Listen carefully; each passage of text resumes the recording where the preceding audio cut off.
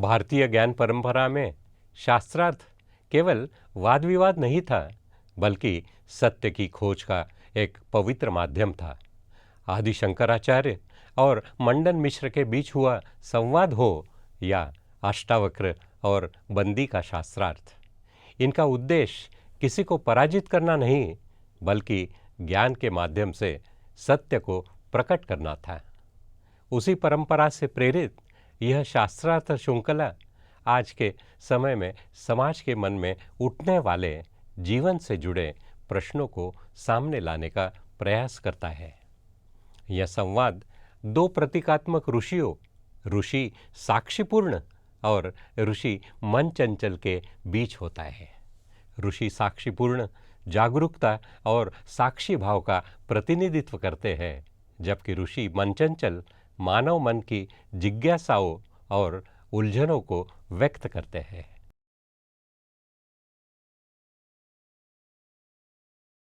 पिछले संवाद में हमने एक महत्वपूर्ण प्रश्न सुना, क्या सफलता से बड़ी कोई उपलब्धि है?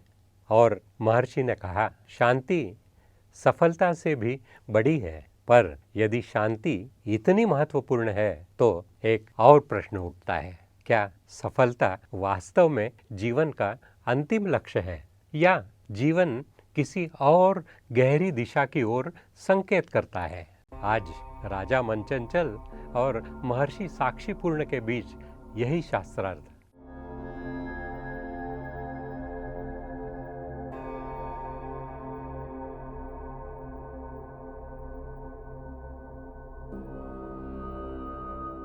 हे साक्षीपूर्ण, पिछले संवाद के बाद से मैं बेचैन हूँ। आपने कहा था कि शांति सफलता से बड़ी है, पर आज संसार की व्यवस्था देखता हूँ।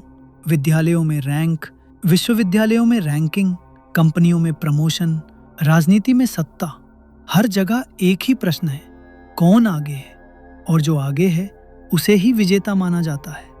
तो क्या यही जीवन की विजय है? क्या सफलता ही जीवन का अंतिम लक्ष्य है? मन चंचल, सफलता सीढ़ी है, लक्ष्य नहीं। समस्या तब शुरू होती है जब मनुष्य सीढ़ी को ही मंदिर समझ लेता है। मैं समझा नहीं भगवान।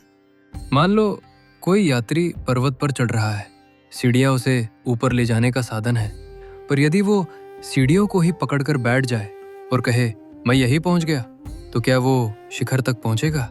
पर समाज तो उसी व्यक्ति को आदर्श मानता है जिसने सबसे ऊंची सीढ़ी चढ़ ली हो। धन, प्रसिद्धि, शक्ति, इन्हें ही लोग सफलता कहते हैं। राजन, ऊंचाई से भ्रम पैदा होता है। जो ऊपर चढ़ता है उसे लगता है कि वो महान हो गया, पर ऊंचाई महानता नहीं होती। महानता गहराई से आती है। गहराई? हाँ, एक बादल बहुत ऊंचा होता है, पर उसका अस्तित्व क्षणिक है।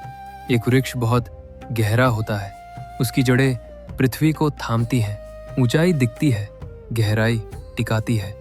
सफलता ऊंचाई दे सकती है, पर जीवन को टिकाने के लिए गहराई चाहिए। दोस्तों, एक प्राचीन कथा है। जंगल में दो वृक्ष थे।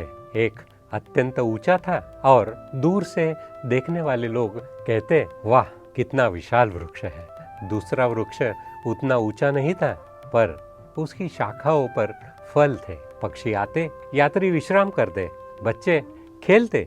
एक दिन भयंकर आंधी आई, ऊंचा वृक्ष गिर गया। फल देने वाला वृक्ष झुका, पर बच गया क्योंकि उसकी जड़ें गहरी थी। अब मुझे लगता है कि ऊंचाई और गहराई में अंतर है, पर मनुष्य ऊंचाई के पीछे ही क्यों भागता है? क्योंकि ऊंचाई दिखाई देती है, गहराई दिखाई नहीं देती। धन दिखाई देता है, प्रतिष्ठा दिखाई देती है, पर करुणा नहीं दिखाई देती। प्रज्ञा नहीं दिखाई देती, शांति नहीं दिखाई देती। इसलिए संसार ऊंचाई को पूछता है। तो जीवन का लक्ष्य क्या होना चाहिए? जीवन का लक्ष्य है स्वयं को पहचानना और उस पहचान से संसार को समृद्ध करना। यदि सफलता तुम्हें अधिक संवेदनशील बनाती है तो वो सार्थक है। यदि सफलता तुम्हें अधिक अहंकारी बनाती है तो वो बोझ है। भगवान, तो क्या सफलता और सार्थकता अलग है? अलग नहीं, पर क्रम अलग है। यदि पहले सफलता आए और बाद में सार्थकता खोजी जाए तो जीवन उलझ जाता है। यदि पहले सार्थकता आए तो सफलता अपने आप अर्थपूर्ण हो जाती है। तो मनुष्य को पहले क्या पूछना चाहिए? ये नहीं मैं कितना बड़ा बनूं, ये पूछना चाहिए मैं किस लिए जी रहा हूं। जब उद्देश्य स्पष्ट हो जाता है तो सफलता साधन बन जाती है। सुन मन चंचल, जो केवल सफलता चाहता है वो दूसरों से आगे निकलना चाहता है।